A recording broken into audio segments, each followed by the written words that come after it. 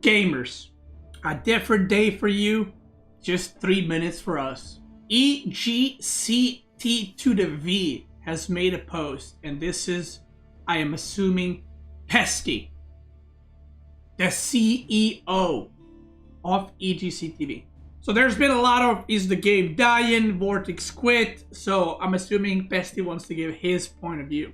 To start off clearly, this post is not in any way to criticize Vortex's view of the future related for esports. He put forward his view, which he's entitled to, and has undoubtedly been one of our esports' greats and a true gentleman.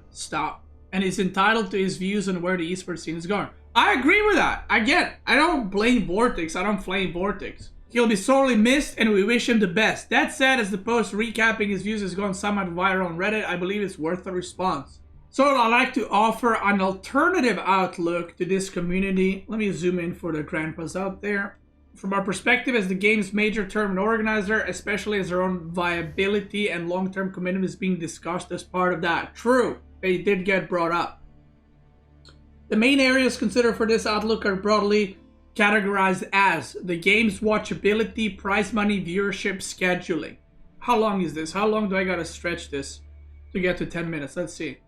Nah, I'm joking, guys. I can stretch any content to 10 minutes like this. I don't gotta even try. I just start yapping about something. I'm automatically doing work. This is the only issue. The game's watchability. This is the only issue I'll not tackle, as it's simply too subjective. I agree. All I can say is that I believe the game is very watchable and I enjoy watching it. Others may disagree. It's all but impossible to quantify this, so to each on their own. True. The only substance I can possibly give this is what our viewer attention is astronomical. Our viewer attention is astronomical and often over 100 minutes. So this is something that most people don't know, including probably Vortex. Again, I don't want to speak for him, but it's not everything is about viewership, and not everything is about amount of viewers you get. There's more important things, such as age of the viewers.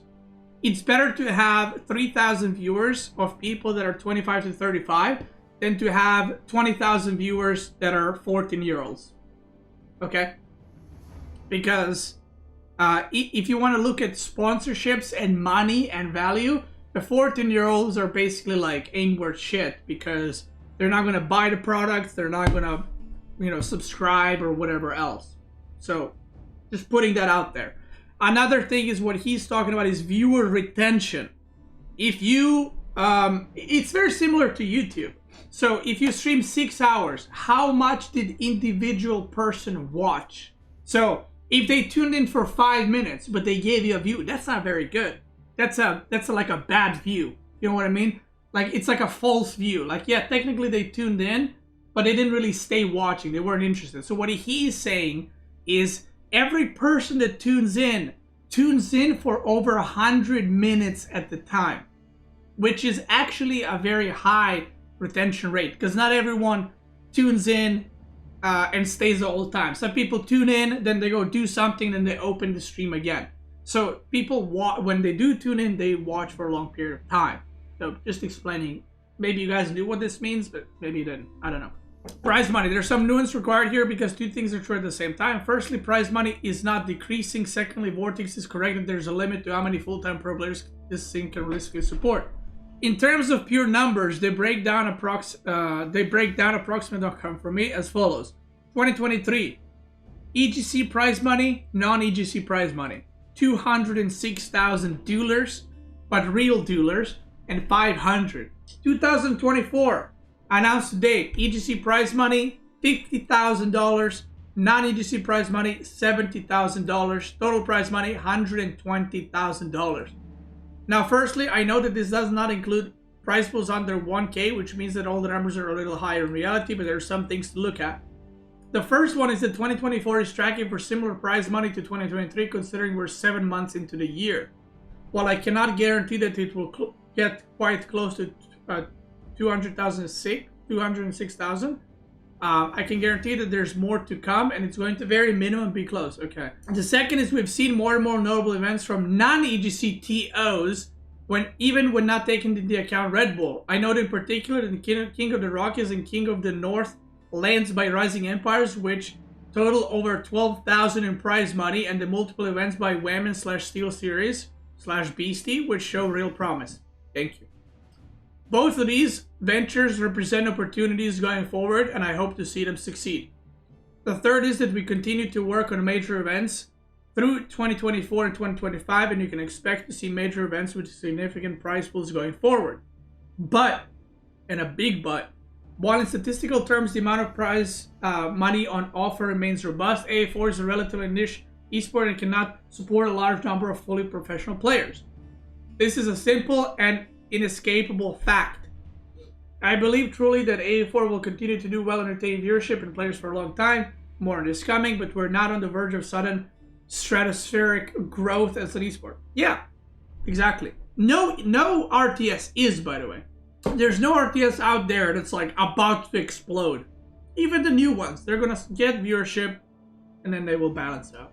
Calculating exactly how many pro players this game can support is borderline impossible due to multiple factors, including what is considerable a reasonable salary and variables such as where players live, but my own opinion is that the game can reasonably be expected at its current level to support 1 to 3 players at a fully pro level, another 7 to 10 on a semi-pro level, in which prize money meaningfully contributes to one's living, and a lot more players on a side hustle level, which very good players earn some extra income.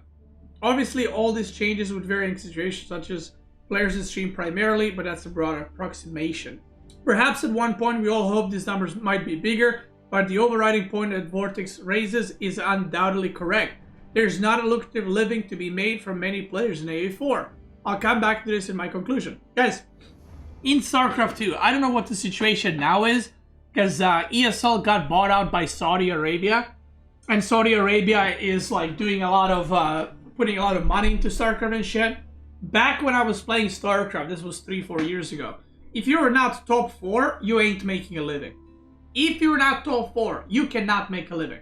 So let's say top 3 players in AOE4 can make a living. StarCraft 2, that is a lot bigger, right? A lot bigger, can only support 4 players then. It's not AOE4 thing. It's an RTS thing if you're hoping to make money on tournaments specifically.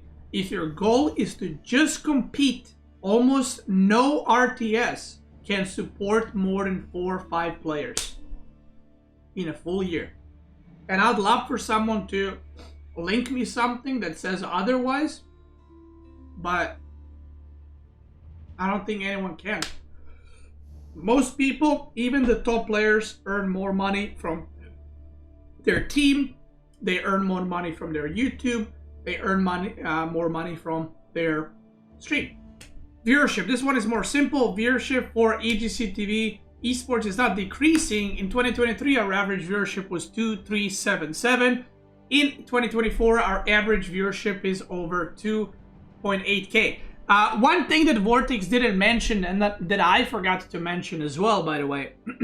So Vortex said that the viewership didn't go over 2K, which, I mean, I showed it to you guys. On Twitch, it was 2.9K, but also EGCTV now streams on YouTube as well. And did anyone watch EGCTV on YouTube? I'm assuming it was like 800, 1K, 900. Yeah, so the finals viewership, combined YouTube and Twitch, probably had, let's just say 4K. Let's round it up, right? So again, is that amazing? Is that insane? Not saying that. I'm just saying it's not 2K, right? 2K to 4K, or a bit more. This is also not taking into account esports viewership, and I'm not even talking about YouTube views they will get after uploading that, right? Esports viewership outside of our channel, which is also up significantly. Boyud, I don't know what this word means. Is this a word, or is this floated? I have never seen this word. Boyd. I've literally never seen this word in my life. By gentlemen streaming some EGCT events, which has led to peaks of 30,000 live concurrent viewership. What is true, however, is that viewership of the qualifiers for the Red Bull Wall qualifiers underwhelmed. This is something that requires some reflection all around, and many that will have their views on this. That said, it's still noteworthy that Elite Classic 2, which was only a few months ago, was one of our most viewed events of all time, and beat out anything in the 24 months prior. I can give my opinion on this. The reason this didn't get many viewership is next, in my opinion. Number one, Marine Lord wasn't in. That is, whether Marine Lord is not in or I am not in the tournament, it will get less views. People are less interested because we have the biggest fan base, right? People are not as interested. Number two, this has nothing to do with EGC, right?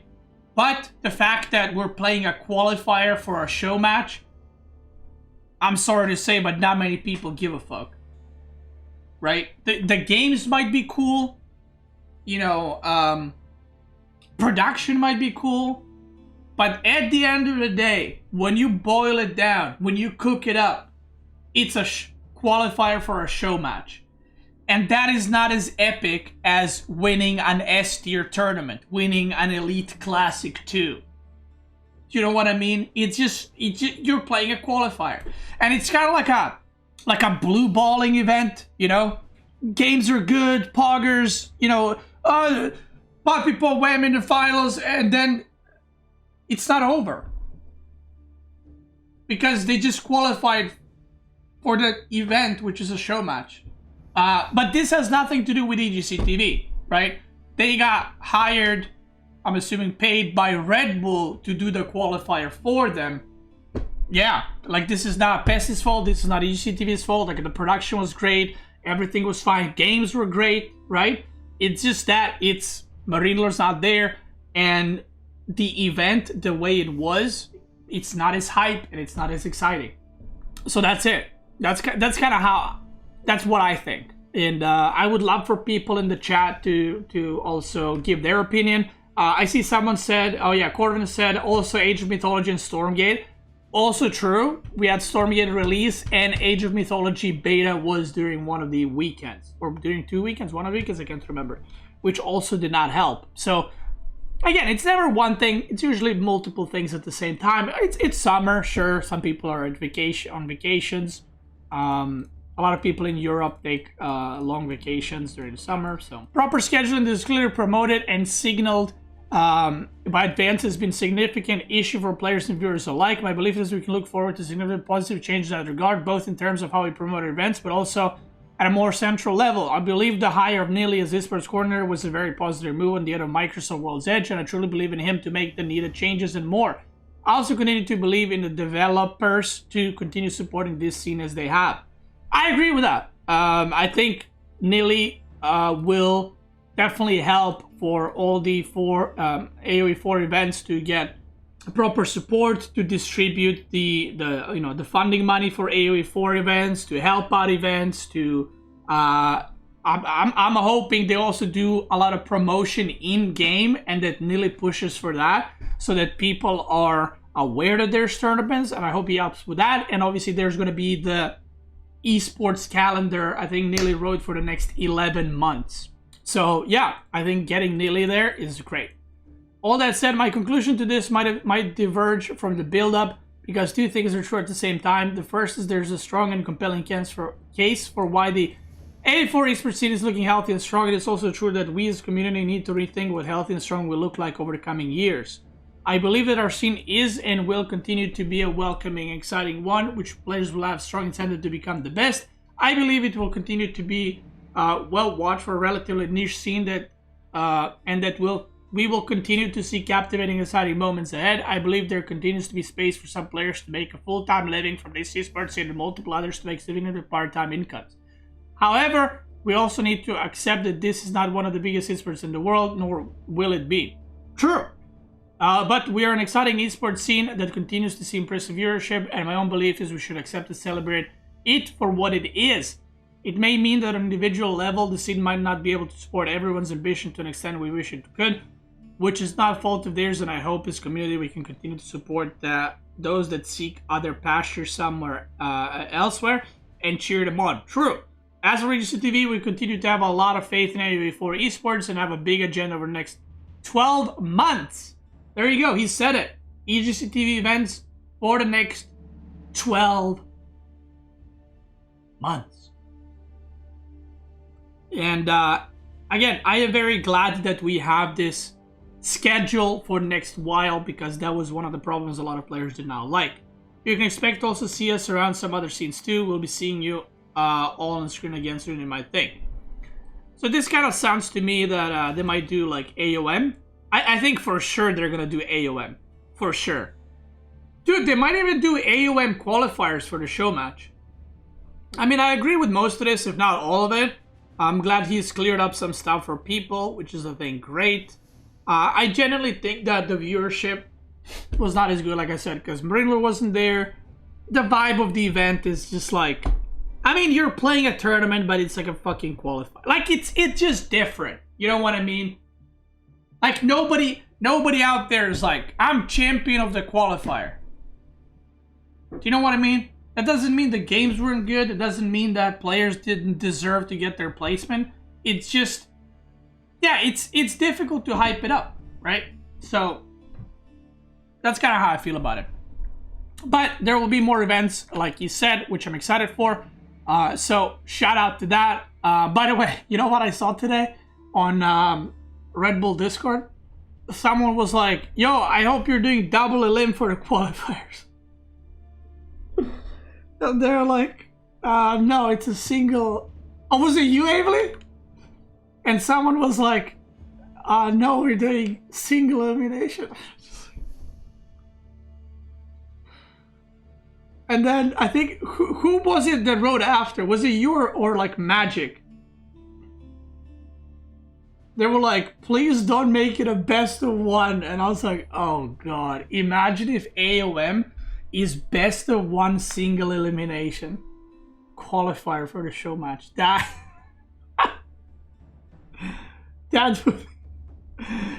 would be something. Oh yeah. But anyway, there it is. There's going to be EGCTV events for the next 12 months. There's going to be women cutie patootie events for the next 10 years. And there's going to be some other events that hopefully Nilly is going to release soon, and everyone can see exactly what they are and what formats they are. If you're watching this on YouTube, I want to thank you, brother, for watching. Put your head on the screen. Boop. Boom! I appreciate you. I hope you enjoyed this video. I've been reading fucking Reddit threads for 2.5 hours. My throat hurts. I'm sick. But we still out there. Twitch gamers. Let's keep going.